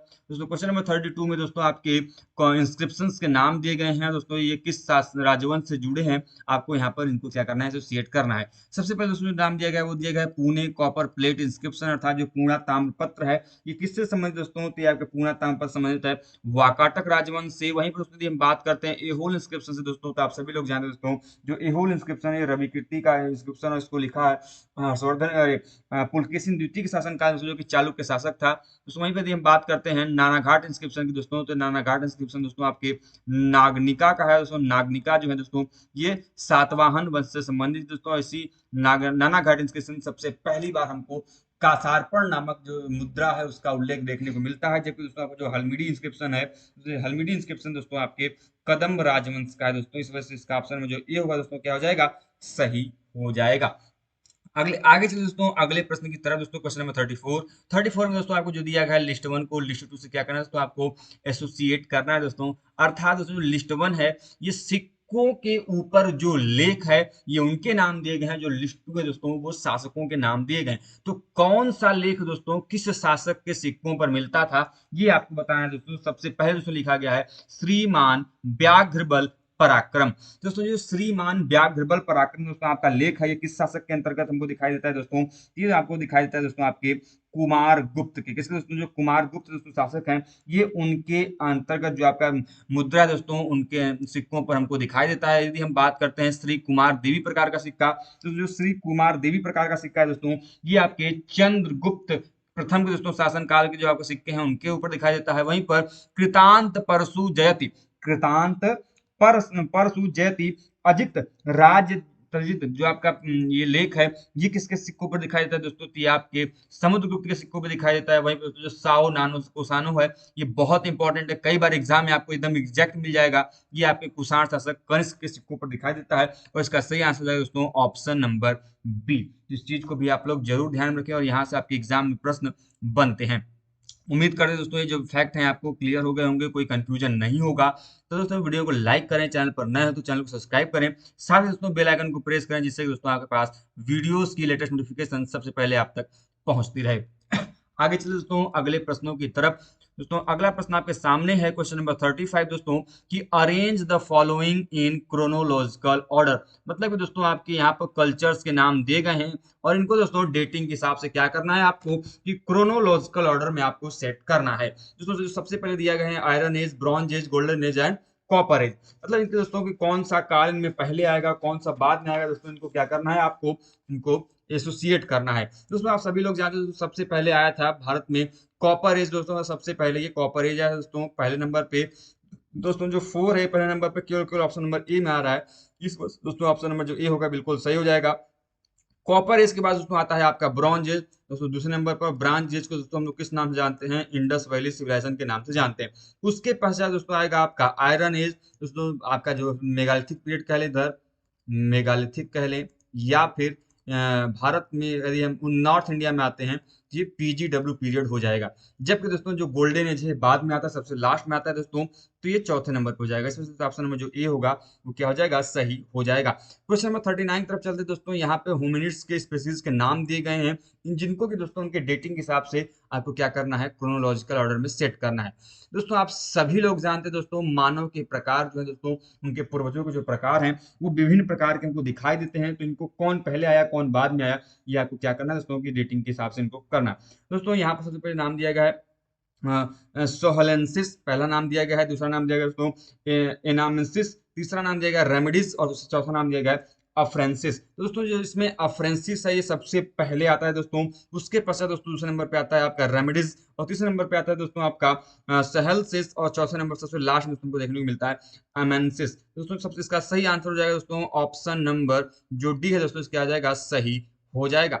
आगे चले दोस्तों अगले प्रश्न की तरफ। अगला प्रश्न आपके सामने है। प्रश्न ये दोस्तों कि arrange the following books in chronological order. दोस्तों जो ये पुस्तकें हैं ये प्रकाशन के हिसाब से कौन पहले पुस्तक प्रकाशित हुई, कौन बाद में पुस्तक प्रकाशित हुई, आपको क्या करना है दोस्तों कि इनको क्रोनोलॉजिकल ऑर्डर में सेट करना है। इसका सही आंसर क्या होगा दोस्तों, इसका सही आंसर होगा ऑप्शन नंबर डी जो है दोस्तों, इसका सही आंसर हो जाएगा दोस्तों। कि पहले सबसे दोस्तों ये आपका आया दोस्तों आपका pre history and proto history of India and Pakistan. दूसरा दोस्तों दोस्तों दोनों तो एक ही है दोस्तों आपके नाम। तीसरा नाम दिया गया है बॉर्न फॉर आर्कियोलॉजी। चौथा नाम दिया गया है प्री हिस्ट्री ऑफ इंडिया। जो प्री हिस्ट्री ऑफ इंडिया दोस्तों आपका ये पुस्तक किसने लिखा है दोस्तों, ये लिखा है आपके स्टुअर्ट पिगट ने। बहुत इंपॉर्टेंट पुस्तक है दोस्तों, आपके एग्जाम में इन बुक्स के राइटर्स के भी नाम पूछे जाते हैं दोस्तों। तो इनके नाम भी आप लोग जरूर ध्यान में रखें भैया, कौन लिखा है, क्या लिखा है, कैसे दोस्तों, क्योंकि लगातार आपके एग्जाम में ये प्रश्न पूछे जाते हैं। वहीं पर दोस्तों जो pre history and proto history in India and Pakistan की बात करें दोस्तों, ये पुस्तक किसने लिखा है दोस्तों, ये आपके एच डी सांकलिया ने लिखा है। किसने दोस्तों, एच डी सांकलिया दोस्तों ये पुस्तक है। वहीं पर दोस्तों आपको मैंने बताया कि प्री हिस्ट्री ऑफ इंडिया किसने लिखा है दोस्तों, तो आपके लिखा है ये क्या कहते हैं, स्टुअर्ट पिगट ने। दोस्तों इसका ऑप्शन नंबर जो डी होगा वो क्या हो जाएगा, सही हो जाएगा। आगे चलते दोस्तों अगले प्रश्न की तरफ, क्वेश्चन नंबर 14 की तरफ। क्वेश्चन नंबर 14 क्या है दोस्तों, arrange the following in cultures in chronological order. मतलब कि दोस्तों यहाँ पर जो चार नाम दिए गए हैं कल्चर्स के, इनको क्या करना है आपको क्रोनोलॉजिकल ऑर्डर में सेट करना है दोस्तों। यहीं पर जो नाम दिए गए जोरवे, अर्ली हड़प्पा, पीजीडब्ल्यू और मालवा। दोस्तों जोरवे और जो मालवा है दोस्तों आप सभी लोग जानते हैं ये चालकोलिथिक पीरियड के कल्चर हैं। जबकि दोस्तों जो ये पीजीडब्ल्यू है दोस्तों ये आपके आयरन एज से संबंधित है, लौह काल से संबंधित है। अर्ली हड़प्पा दोस्तों आपका हड़प्पा का जो पहले का जो प्रारंभिक भाग है ये उसके बारे में बात कर रहा है दोस्तों। तो आपको इनको क्या करना है, क्रोनोलॉजिकल ऑर्डर में सेट करना है दोस्तों। तो उसमें सबसे पहले आ जाएगा दोस्तों आपका अर्ली हड़प्पा, क्योंकि दोस्तों ये आपके इंडस वैली सिविलाइजेशन से एसोसिएट करता है दोस्तों, सबसे पहले नंबर पे आ जाएगा। उसके पश्चात जो मालवा कल्चर दोस्तों ये आपका दूसरे नंबर पे आ जाएगा। वहीं पर दोस्तों आपका जो जोरवे है ये तीसरे नंबर पे आ जाएगा दोस्तों। वहीं पर जाएगा आयरन एज में सबसे लास्ट पे आएगा। इस वजह से दोस्तों इसका ऑप्शन में जो सी होगा वो क्या हो जाएगा, सही हो जाएगा। आगे चलिए दोस्तों अगले प्रश्न की तरफ। अगला प्रश्न आपके सामने दोस्तों, क्वेश्चन नंबर 37 की दोस्तों, arrange the followings in chronological order. मतलब दोस्तों जो चार पुरास्थलों के नाम दिए गए हैं, इनको डेटिंग के हिसाब से आपको क्या करना है, क्रोनोलॉजिकल ऑर्डर में सेट करना है। सबसे पहले दोस्तों नाम दिया गया है महुरझरी, दायमाबाद, टेक्कलकोटा और कौसाम्बी का। दोस्तों इसका सही आंसर क्या होगा, इसका सही आंसर होगा दोस्तों ऑप्शन नंबर डी, अर्थात दोस्तों टेक्कलकोटा इनमें सबसे पहले नंबर पे। उसके पश्चात दोस्तों आपका आता है दायमाबाद आर्कियोलॉजिकल साइट, फिर दोस्तों आपका महुरझरी, और सबसे लास्ट में दोस्तों आपका कौशाम्बी दोस्तों आपका सबसे लास्ट में आएगा। इसमें ऑप्शन जो डी होगा इसका क्या हो जाएगा, सही हो जाएगा। आगे जिसको जो पूरा आपको दिया गया दोस्तों कि arrange the following archaeological objects in chronological order. मतलब कि दोस्तों यहाँ पर जो चार नाम आपको दिए गए हैं दोस्तों, ये आपके आर्कियोलॉजिकल ऑब्जेक्ट्स हैं। इनको इनकी डेटिंग के हिसाब से, इनके यूज के हिसाब से आपको क्या करना है कि क्रोनोलॉजिकल ऑर्डर में इनको सेट करना है। सबसे पहले दोस्तों नाम दिया गया है घाट सेप टेराकोटा बीड्स, मतलब कि जो घड़े के आकार के मिट्टी के मनके हैं वो। दूसरा दिया गया ट्रेंगुलर टेराकोटा केव, मतलब कि दोस्तों पकी मिट्टी के जो त्रिभुजाकार केक हैं उनके बारे में। तीसरा नाम दिया गया है थ्री लेग्ड पॉटरीज, और मतलब कि जो त्रिपाद पकी हुई मिट्टी का घड़ा है उसका नाम। और चौथा दिया गया है टेराकोटा मस्टिक्स, मतलब कि दोस्तों जो पकी हुई मिट्टी का मुष्टिका है उसके बारे में। तो कौन पहले आया दोस्तों, कौन बाद में आया दोस्तों, इसका ऑप्शन में जो डी होगा वो क्या हो जाएगा, सही हो जाएगा। अर्थात दोस्तों जो टेराकोटा मुस्टिकाज हैं ये पहले नंबर पे आते हैं। उसके पश्चात दोस्तों जो ट्रायंगुलर टेराकोटा केव्स हैं ये दूसरे नंबर पे। उसके पश्चात दोस्तों जो गॉड शेप टेराकोटा बीड्स है तीसरे नंबर पे। सबसे लास्ट में दोस्तों आपका थ्री लेग्ड डॉर, इसको सबसे लास्ट नंबर पे आएगा। आगे चलते दोस्तों अगले प्रश्न की तरफ। अगला प्रश्न दोस्तों आपके सामने है क्वेश्चन नंबर 38 की तरफ। क्वेश्चन नंबर 38 का है दोस्तों कि arrange the following ceramics in a chronological order. मतलब दोस्तों ये जो आपके मृत भांडों के नाम दिए गए दोस्तों, इसमें सबसे पहले नाम जाएगा दोस्तों रसेट कोटेड प्रिंटेड वेयर। मतलब दोस्तों जो ये मुद्राओं के नाम दिए गए हैं इनको क्रोनोलॉजिकल ऑर्डर में सेट करना है। दूसरा नाम जाएगा दोस्तों आपके NBPW का। चौथा नाम जाएगा दोस्तों आपके BGW, और चौथा नाम जाएगा आपको यहाँ पे BRW का। तो कौन पहले आया कौन बाद में आया दोस्तों, तो इनमें सबसे पहले दोस्तों आपको जो देखने को मिलेगा वो देखने को मिलेगा दोस्तों आपके इसका सही आंसर क्या होगा दोस्तों, इसका सही आंसर होगा option number A, option number sorry option number जो बी है दोस्तों, इसका क्या हो जाएगा, सही हो जाएगा। जहां पर दोस्तों आपका सबसे पहले दोस्तों यहाँ पर आएगा PGW। एक मिनट, हाँ सबसे पहले ऑप्शन नंबर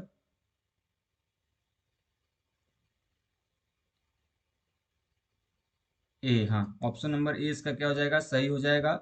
सबसे पहले दोस्तों आपका आएगा BRW यहाँ पर, उसके पश्चात आएगा आपका PGW, उसके पश्चात आपका NBPW, सबसे ऊपर आएगा आपका रसेट कोटेड प्रिंटेड वेयर जो आपका पहले नंबर पे। इसका ऑप्शन नंबर जो ए होगा वो क्या हो जाएगा, सही हो जाएगा। क्वेश्चन नंबर 42 की तरफ चलते हैं।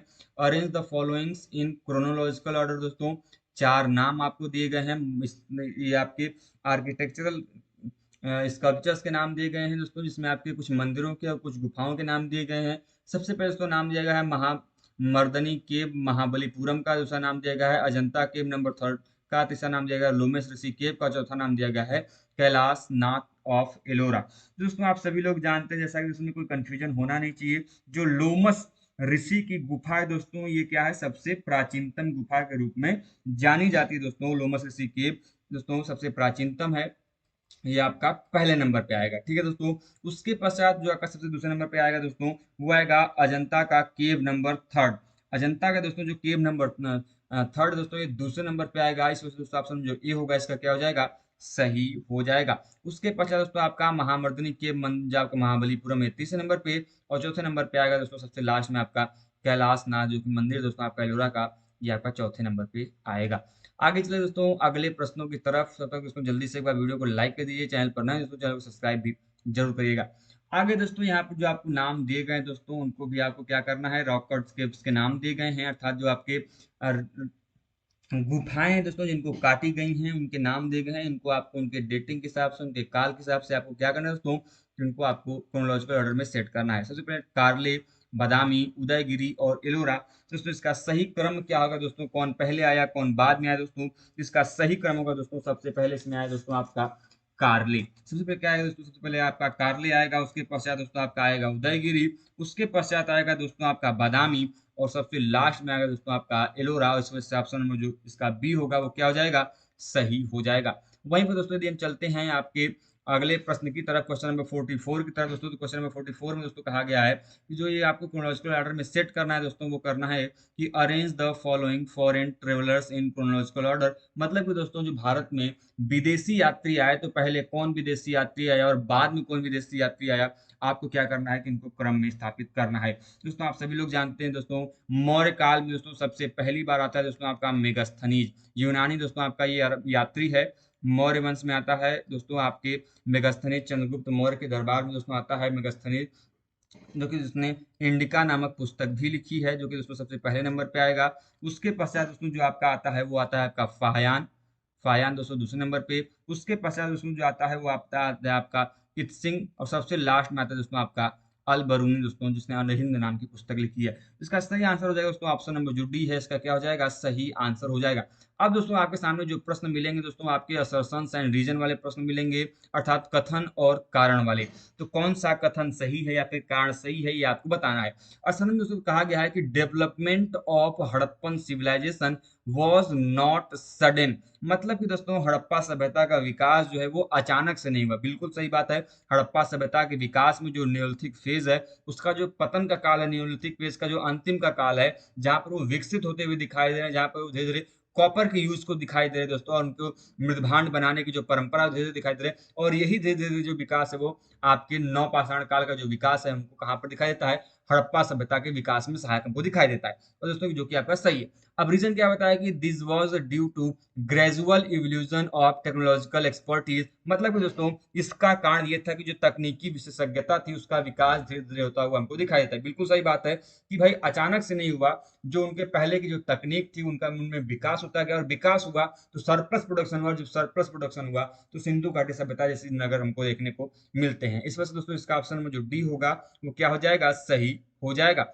आगे चलिए दोस्तों क्वेश्चन नंबर 48 की तरफ। 48 में दोस्तों असर्शंस एंड रीजन के प्रश्न फिर से मिले हैं दोस्तों। ये कहता है कि iron technology was the instrumental in the development of second urbanisation in middle Ganga plain. बहुत सिंपल सा प्रश्न है, आप सभी लोग जानते हैं दोस्तों, जब मध्य गंगा घाटी में सेकेंड अर्बनाइजेशन आया, मिडिल गंगा वैली में जब सेकेंड अर्बनाइजेशन आया, तो वहां पर जो आयरन टेक्नोलॉजी है, जो आपके लौह तकनीक है, इसने काफी अच्छा उपयोग किया, काफी अच्छा इसने क्या किया, इसको बढ़ावा दिया, काफी अच्छा इसने यहाँ पर सहायता की। बिल्कुल सही बात है, फैक्ट जो है आपका सही है कि लौह तकनीक के कारण ही, इन आयरन टूल्स के कारण ही जो सेकेंड अर्बनाइजेशन हुआ ये आपका संभव हो सका, नहीं तो दोस्तों यहाँ पर मुश्किल था।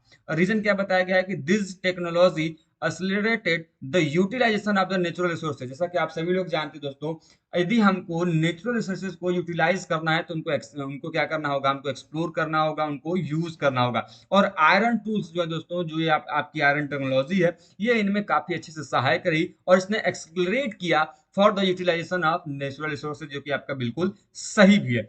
इस वजह से दोस्तों ऑप्शन में जो इसका सी है, both A and R is correct, क्या हो जाएगा आपका, सही हो जाएगा। आपके सामने जो क्वेश्चन नंबर 45 तक चलते हैं। क्वेश्चन नंबर 45 कहा है दोस्तों कि village settlements in northern Deccan begins with the Malwa culture but not with the Neolithic culture.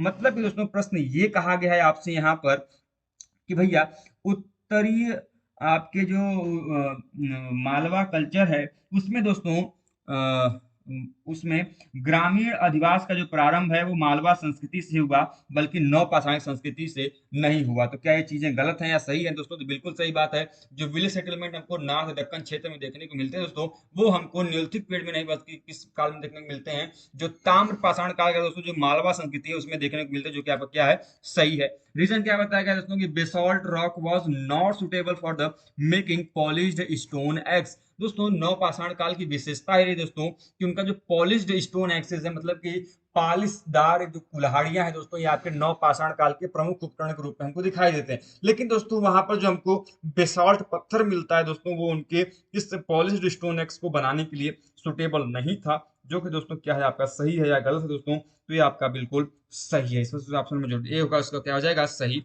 हो जाएगा।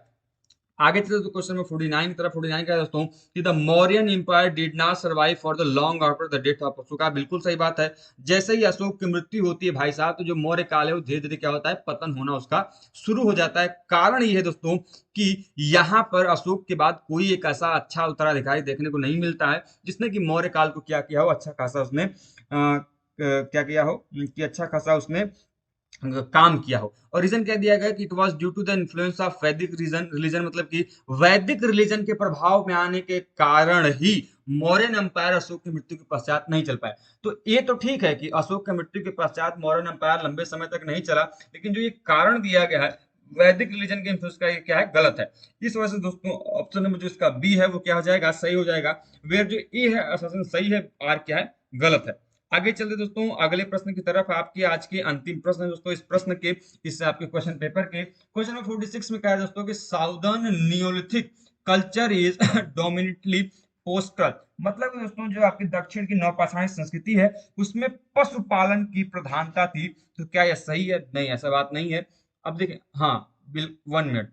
Southern Neolithic culture is dominantly postural, बिल्कुल सही बात है। कारण ये दोस्तों क्योंकि हमको जब भी आप साउदर्न नियोलिथिक की बात करते हैं तो आपको एक चीज ध्यान रखना होगा, एश माउंट्स की, अर्थात जो राख के टीले हैं उनको ध्यान रखना होगा। जो राख के टीले ये बताते हैं कि उस समय दोस्तों हमारे पास वहां पर पशुपालन काफी अच्छे तरीके से किया जाता रहा होगा। वहीं पर दोस्तों जो रीजन बताया गया कि the reason was not suitable for the cultivation of crops, ये जो चीजें हैं ये आपकी गलत हैं। साउदर्न इंडिया में जो है दोस्तों क्या है कि वहां पे जो क्रॉप्स थे उनके कल्टीवेशन के लिए सुटेबल था, लेकिन उन्होंने उतने क्रॉप किए नहीं, बल्कि वहां पशुपालन को उन्होंने अपनाया। इस वजह से इसका ऑप्शन में जो बी होगा वो क्या हो जाएगा, सही हो जाएगा। अंतिम प्रश्न की तरफ चलते हैं कि Guptas copper coins are rare, मतलब कि दोस्तों जो गुप्त में ताम्र के सिक्के हैं वो बहुत कम मात्रा में मिले हैं। तो बिल्कुल सही बात है, गुप्त काल में हमको ताम्र के सिक्के बहुत कम मात्रा में, रेयरली देखने को मिलते हैं। रीजन बताया गया कि because copper ore was not available